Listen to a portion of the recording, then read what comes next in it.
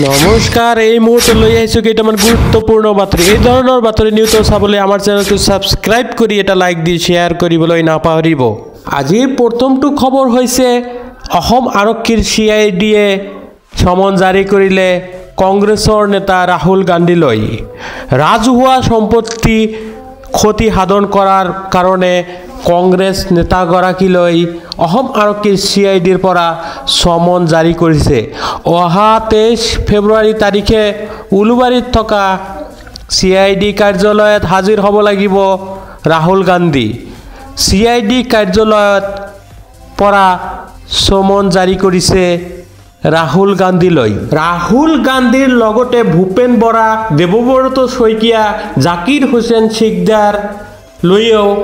সমন জাৰি কৰিছে অসম আৰক্ষীয়ে আজিৰ পৰৱৰ্তী খবৰটো হৈছে হুটখৰৰ বিৰুদ্ধে অসম আৰক্ষী কঠোৰ অভিযান আৰম্ভ কৰিছে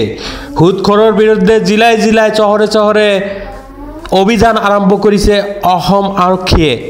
আজি একেদিনাই প্ৰায় 26 জন সুদখৰক আৰক্ষীয়ে গ্ৰেপ্তাৰ কৰিবলৈ সক্ষম হৈছে আজিৰ পৰৱৰ্তী খবৰটো হৈছে কংগ্ৰেছত বিসম্বাদ আৰম্ভ হৈছে ৰকিবুল হুছেইনৰ প্ৰাৰ্থিত্বৰ বিৰোধিতা কৰিছে গোৱালপাৰা পশ্চিম সমষ্টিৰ বিধায়ক আব্দুৰ ৰছিদ মণ্ডলে মন্তব্য কৰি কৈছে যে স্থানীয় মানুহক প্ৰাৰ্থিত্ব দিব লাগে এনে এজন মানুহক প্ৰাৰ্থিত্ব দিব লাগে যিজনক ধুবৰী সমষ্টিৰ মানুহে সহজে লগ পাব পাৰে ধুবৰী সমষ্টিৰ মানুহৰ ভাষা বুজি পায় তেনেকুৱা এজন মানুহক ধুবৰী সমষ্টিৰ পৰা প্ৰাৰ্থিত্ব দিলে সহজে জয়ী হ'ব পাৰিব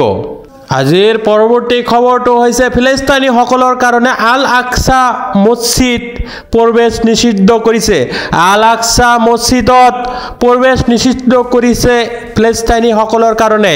হামাছে ইজৰাইলী সৈন্যক গ্ৰেপ্তাৰ কৰাৰ পিছত এই ঘোষণা কৰিছে ইজৰাইলী চৰকাৰে ৰমজান মাহত প্ৰৱেশ নিষিদ্ধ কৰিছে ফিলিস্তিনীসকলক আল আকসা মছজিদত প্ৰৱেশ নিষিদ্ধ কৰিছে ইজৰাইলীসকলে আজিৰ পৰৱৰ্তী খবৰটো হৈছে প্ৰধানমন্ত্ৰী নৰেন্দ্ৰ মোদীয়ে বিজেপি দলৰ ৰাষ্ট্ৰীয় পৰিষদৰ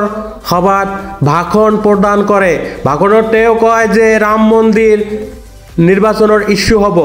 সদ্য সমাপ্ত লোকসভাৰ অধিৱেশনত সংসদত ভাষণ দি প্ৰধানমন্ত্ৰী মোদীয়ে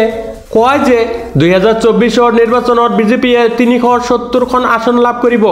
আৰু NDA মিত্ৰতাই 400 অতিক্ৰম কৰিব শনিবাৰে দিল্লীৰ ভাৰত মণ্ডপত